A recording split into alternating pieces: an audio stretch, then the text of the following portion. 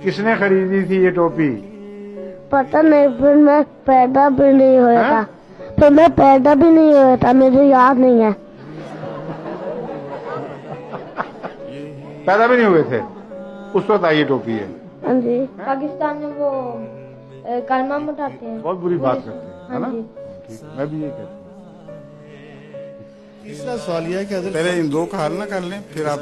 मेरा ख्याल यह है कि मैं 3 सवाल कर दूं, मैं चला जाऊं। ना मेरी ख्वाहिश है आप यहीं खड़े रहें, अच्छा जी, आमने सामने बात हो। ठीक है। आपके इस सवाल पर एक शेर याद आ गया है। उस जुल्फ पे फबती शबे दैजूर की सूझी, अंधे को अंधेरे में बहुत दूर की सूझी। आप किन चक्करों में पड़ गए हैं, खुदा का खौफ करें। ये कोई सवाल है करने वाले? बेटी ने इकामत कह दी, बीवी ने कह दी, भाई ने कह दी, क्या फर्क पड़ता है? आप अभी तक इकामत के चक्कर से नहीं निकले, नमाज कब शुरू करेंगे?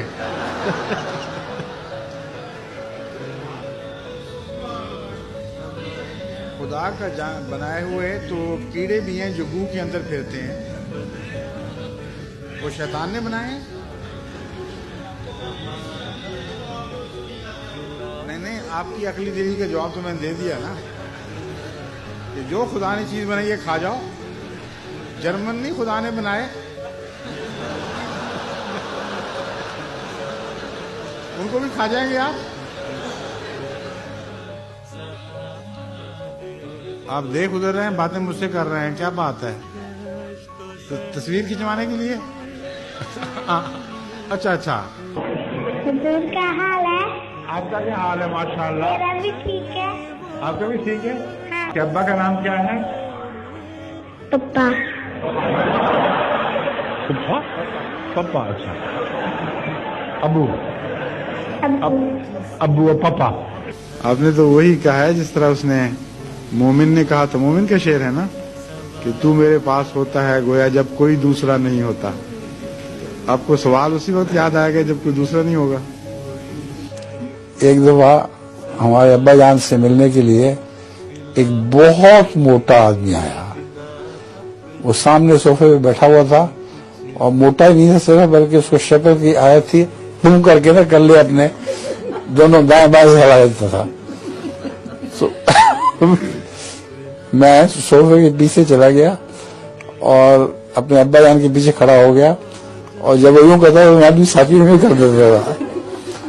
वो बड़ा सख्त नर्वस हो गया, इतना नर्वस हुआ कि अब्बा जान को पता लग गया कुछ हो रहा है। मुझे मुड़ के देखा तो मुझे पकड़ लिया, कहा भाग जाओ यहाँ से।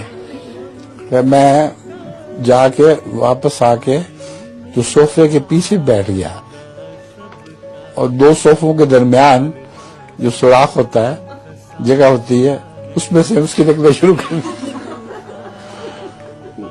वो इतना घबराया बेचारा कि हो क्या रहा है। जब वो यूं करता था, यूं करता था, तो वो फिर उठ खड़े हुए और देख लिए जाके मुझे, और कान पकड़ के मुझे उठा के ले गए अंदर। और पहले मैं समझा मुझे मार पड़ेगी, मगर वो इतनी हंसी आई उनको कि मार भूल गए। मेरी उम्मी के पास ले गए कि अपने बच्चे को संभालो, इसको अंदर न आने देना।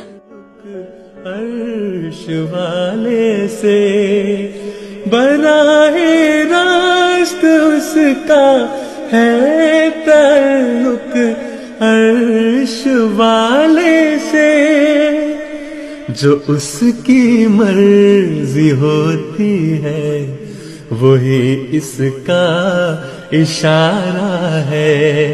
जो उसकी मर्जी होती है वही इसका इशारा है। खिलाफत के बिना अपना नहीं कुछ भी गुजारा है। यही जुल्मात बहरोबर में एक अपना सहारा है।